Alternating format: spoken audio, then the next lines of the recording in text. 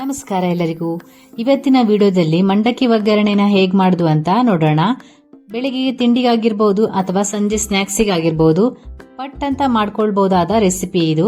ನೀವು ಒಂದ್ಸಲ ಟ್ರೈ ಮಾಡಿ ಹೇಗ್ ಬಂತು ಅಂತ ಕಮೆಂಟ್ ಮಾಡಿ.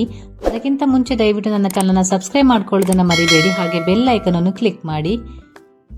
ಉತ್ತರ ಕರ್ನಾಟಕದ ಒಂದು ಫೇಮಸ್ ರೆಸಿಪಿ ಅಂತಾನೆ ಹೇಳ್ಬೋದು. ಇದನ್ನ ಹೇಗ್ ಮಾಡುದು ಅಂತ ನೋಡೋಣ ಬನ್ನಿ. ಹಾಗಾದ್ರೆ ಮೊದಲಿಗೆ ಒಂದು ಪಾತ್ರೆಗೆ ಮಂಡಕ್ಕಿನ ಹಾಕಿ ಅದು ಮುಳುಗುವಷ್ಟು ನೀರು ಹಾಕಿ ಒಂದ್ಸಲ ನೀರಲ್ಲಿ ಚೆನ್ನಾಗಿ ತೊಳ್ಕೊಳ್ಬೇಕು.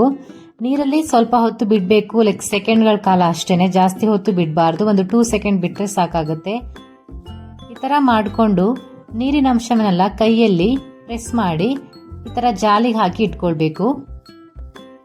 ಇದು ಜಾಸ್ತಿ ನೆನೆದ್ರೆ ಚೆನ್ನಾಗಾಗಲ್ಲ, ಒಂದು 2 ಸೆಕೆಂಡ್ಗಳ ಕಾಲ ನೆನೆದ್ರೆ ಸಾಕು. ನೋಡಿ, ಈ ತರ ಜಾಲಿಗೆ ಹಾಕಿ ತೆಗೆದಿಟ್ಕೊಳ್ಳಿ. ತುಂಬಾ ಸುಲಭವಾಗಿ ಮಾಡುವಂತಹ ರೆಸಿಪಿ ಇದು. ಖಂಡಿತ ನೀವು ಒಂದ್ಸಲ ಟ್ರೈ ಮಾಡಿ ನೋಡಿ. ಈ ತರ ತೆಗೆದಿಟ್ಕೊಂಡ್ಮೇಲೆ ಇವಾಗ ಒಗ್ಗರಣೆಗೆ ಒಂದು ಪಾತ್ರೆಗೆ 4 ರಿಂದ 5 ಸ್ಪೂನ್ ಎಣ್ಣೆ ಹಾಕಿ ನೆಲಗಡಲೆನ ಹಾಕಿ ನಿಮಗೆ ಎಷ್ಟು ಬೇಕಾಗುವಷ್ಟು ನೋಡಿಕೊಂಡು ಈ ತರ ಗೋಲ್ಡನ್ ಕಲರ್ ಬಂದ ಮೇಲೆ ಇದನ್ನ ಎತ್ತಿಟ್ಕೊಳ್ಳಿ. ನೆಲಗಡಲೆ ಆಪ್ಷನ್, ನಿಮಗೆ ಬೇಕಿದ್ರೆ ಹಾಕಿ, ಇಲ್ಲಾಂದ್ರೆ ಸ್ಕಿಪ್ ಮಾಡ್ಬೋದು. ಇವಾಗ ಅದೇ ಬಾಣಲೆಗೆ 1 ಚಮಚ ಕಡಲೆಬೇಳೆ ಹಾಗೂ ಉದ್ದಿನ ಬೇಳೆನ ಹಾಕಿ ಫ್ರೈ ಮಾಡಿಕೊಂಡು ಒಂದು ಅರ್ಧ ಸ್ಪೂನ್ ಸಾಸಿವೆ ಮತ್ತೆ ಸ್ವಲ್ಪ ಇಂಗನ್ನ ಹಾಕಿ ಕರಿಬೇವು ಹಾಕಿದ ಮೇಲೆ ಚಿಕ್ಕದಾಗಿ ಹಚ್ಚಿಟ್ಕೊಂಡಿರುವಂತ ಈರುಳ್ಳಿನ ಹಾಕಿ ಚೆನ್ನಾಗಿ ಬಾಡಿಸ್ಕೊಳ್ಳಿ.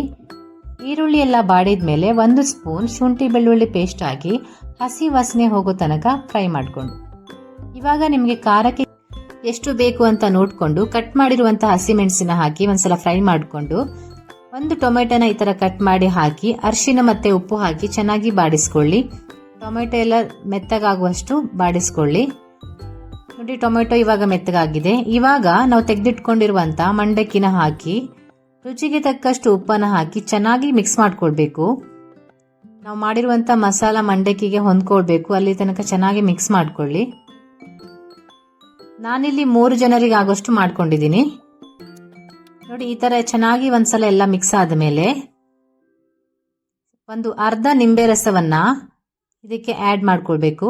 ನೋಡಿ, ಈ ತರ ಹಾಕಿದ ಮೇಲೆ ಲಾಸ್ಟಿಗೆ ಸ್ವಲ್ಪ ಕಾಯಿ ತುರಿ ಹಾಗೆ ನಾವು ಫ್ರೈ ಮಾಡ್ಕೊಂಡಿರುವಂತ ಕಡಲೆ ಮತ್ತೆ ಕೊತ್ತಂಬರಿ ಸೊಪ್ಪು ಹಾಕಿದ್ರೆ ರೆಡಿಯಾಗೇ ಹೋಗುತ್ತೆ. ಇದು ಲೈಟ್ ಆಗಿ ಖಾರ ಇರಬೇಕು. ಹಾಗೆಯೇ ಟೊಮೆಟೊ ಹುಳಿಯಾಗಿದ್ರೆ ನೀವು ಲೆಮನ್ ಹಾಕೋದು ಬೇಡ. ತುಂಬಾ ಸುಲಭವಾಗಿ ಬೆಳಗಿನ ತಿಂಡಿಗೆ ಮಾಡ್ಕೊಳ್ಬಹುದಾದ ರೆಸಿಪಿ ಇದು. ಖಂಡಿತ ನೀವು ಒಂದ್ಸಲ ಟ್ರೈ ಮಾಡಿ ಹೇಗ್ ಬಂತು ಅಂತ ಕಮೆಂಟ್ ಮಾಡಿ, ಹಾಗೆ ನಿಮ್ಮ ಫ್ರೆಂಡ್ಸ್ ಅಂಡ್ ಫ್ಯಾಮಿಲಿಗೂ ಶೇರ್ ಮಾಡಿ. ಇದೇ ತರ ಹೆಚ್ಚಿನ ವಿಡಿಯೋಗಾಗಿ ನನ್ನ ಚಾನಲ್ನ ಸಬ್ಸ್ಕ್ರೈಬ್ ಮಾಡ್ಕೊಳ್ಳೋದನ್ನ ಮರಿಬೇಡಿ. ಹಾಗಾದ್ರೆ ಮತ್ತೊಂದು ವಿಡಿಯೋದಲ್ಲಿ ಮತ್ತೆ ಸಿಗುವ. ಅಲ್ಲಿವರೆಗೂ ಟೇಕ್ ಕೇರ್, ಬಾಯ್.